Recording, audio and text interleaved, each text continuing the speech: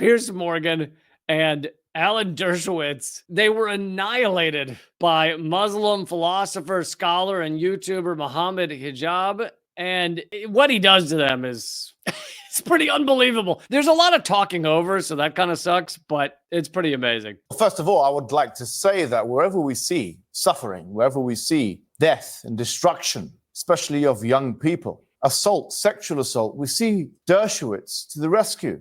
The former defense attorney of Jeffrey Epstein, a man himself accused I of knew rape. we would get to that. I didn't give you permission to interrupt me. I didn't give you permission to interrupt me. I stayed quiet when you were talking. Here's what I would say. I stayed quiet when you were talking. Hang on. Here's what I would say. To the merits. I didn't give you permission. Listen, Mohammed, attacking a lawyer for defending people is a stupid argument. Well, I'm not making an argument yet. Well, you're just using an I'm not making an hominem attack straight off the top. It's not an ad hominem. It's absolutely a justifiable thing to bring up. If the person you've brought into debate is completely immoral, is literally the lawyer of Epstein, and has all kinds of Epstein connections, I think it's completely legitimate to be like, let's just set the stage here. Let's let people know who this guy is. And then we can talk about whether he has a moral stance, a legally just stance on why it's fine for Israel to commit genocide. We can discuss that, but I think it's fine to say this is who this is.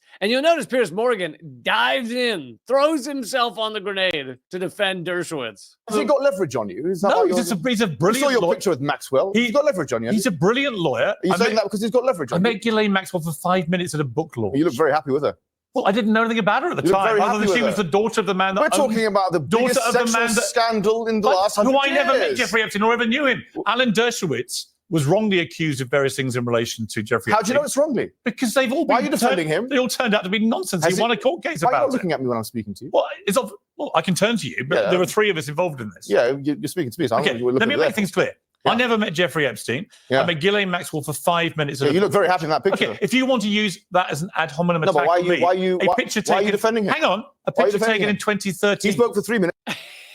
You get the point. And by the way, it just keeps going back and forth like that. But I think one of the biggest things here, other than what a scumbag Dershowitz is, Dershowitz was accused of many things connected to Epstein, some of which went to court. And I think he won some defamation thing in court about it because there was no evidence. But no evidence of something doesn't mean it didn't happen. But anyway, I think one of the most interesting parts of that is how quickly Piers Morgan jumps in to defend Dershowitz on the charges of him being a defender of Epstein, which he is. To this day, Dershowitz on TV, on camera, will defend Epstein, which is unbelievable and revolting. But anyway, that goes back and forth for a few minutes. Then Hijab brings up the discussion of proportionality. 8 times more. If you want us to take you seriously, if you want us to take this coverage seriously, if you want us to take Western media seriously, then let's, for God's sake, talk about proportionality as your favorite word. We're talking about 30,000 people detained in prisons on the one hand, and 100 people who are hostages. And yet we have managed somehow to spend way more time proportionally. You said 3,000 a minute ago. Which one is it? 3,000? Sorry, 3,000. That's not 30,000. Not 30. Okay, 3,000. Well, get your numbers right if you're going to make that. Okay, I misspoke. Exaggerated 10 times. Not a problem. He spoke about Iran. Let me ask. That was an excellent point, which Piers Morgan somewhat successfully sidelined because Hijab misspoke on the number. He meant to say there's 3,000 Palestinians hostages that Israel has. Meanwhile, there's 100 Israeli hostages. Now, it's actually far more than 3,000. It's more like 10,000. There were 5,000 prior to October 7th. Israel has detained at least 5,000 more. So it's tough to get the numbers because Israel black bags a lot of these people. There's little accountability. But I imagine it's around 10,000. But anyway, whatever the number, whether it's let's talk the lowest possible number of 3,000, which he was saying. It is many, many times the number of hostages that Hamas is holding of Israelis. And he's got a point, which I have made many times, that most people do not make, which is why do we spend all of this time talking about the 100 hostages in Gaza and essentially zero time talking about the thousands of hostages Israel is holding? And so I'm happy to see that point brought up. Unfortunately, it got sidelined, but this is yet again what a scumbag Piers Morgan is, that he'd rather sink that discussion by noticing that Hijab slipped up on the numbers than actually address the true accusation. Let me ask the question. Sure, go and ahead. You guys try and debate it. Go ahead. At the moment, Alan Dershowitz is being very civilized in the way he's debating. I'm sure he was going to say that. You're just making might have leverage on you. attacks and shouting all the He's your time. friend. No one can understand it when you Have you shout met him all the time. before? I know Alan well. Oh, you know him well. I respect him very much. Oh, yes, you do. He's one of America's top lawyers. His top lawyers. Yeah, he is. And you're an unbiased person here on Censored. An unbiased person about Alan Dershowitz. Why? Does he have leverage on you, Piers Morgan? Does he have leverage on you, Piers Morgan? There's no leverage on me, no. You've got a picture with Maxwell. Yes, we can lay Maxwell. Did you go to the island? No, I've never been to the island. I've never met Jeffrey Epstein. Be honest. I never spent more than 5 minutes with Be Ghislaine honest. Maxwell. I've answered you. So what part of that wants to... Do you condemn him being on the island? He's your good friend. You can ask No, I'm Alan asking, do you Dershowitz condemn him? about Jeffrey Epstein. You had a massage. He represented him. He said he didn't take his shorts off. Do you know what? That's None what of that's us what got he said. anything to... It's getting a little off the rails, but it's well worth it. It's well worth it. I like one of my favorite lines is, do you condemn the fact that your guest, who you say you highly respect, has been on Epstein's island, said he got massages from Epstein's women, which we know most were sex trafficked to these islands. So even if nothing more than a massage happened, you're talking about a massage from someone who was sex trafficked. And do you condemn him? No, he doesn't condemn him. He just called him a friend and he said he highly respects him. Oh, really? You highly respect him? Okay, let's get to another point. Okay. Do you support Iran? Okay, well, let me answer your question. Iran was attacked on April the 1st, right? It was attacked. The embassy of Iran was attacked in Syria by Israel. After that, on the first occasion, they then sent missiles and drones, correct?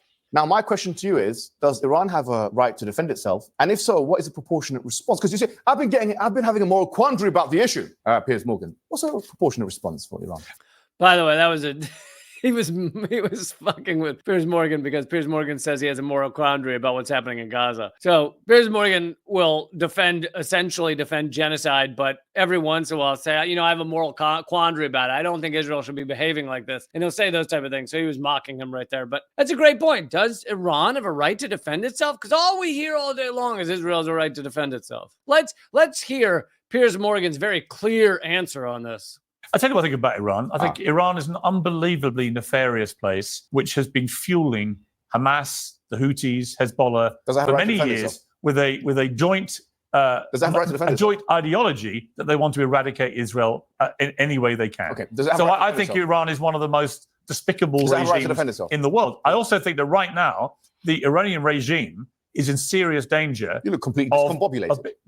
What do you mean? You look disheveled. I'm telling you what I think of Iran. I'm asking you, do they have a right to defend themselves? Do you think they have a right to defend themselves? Both of you can answer the question. Do they have a right to defend? They were attacked. The sovereign nation was attacked. My question is, does it have a right to defend? Iran has been fueling attacks on Israel now for what, 40 years? I've been having a moral quandary about it.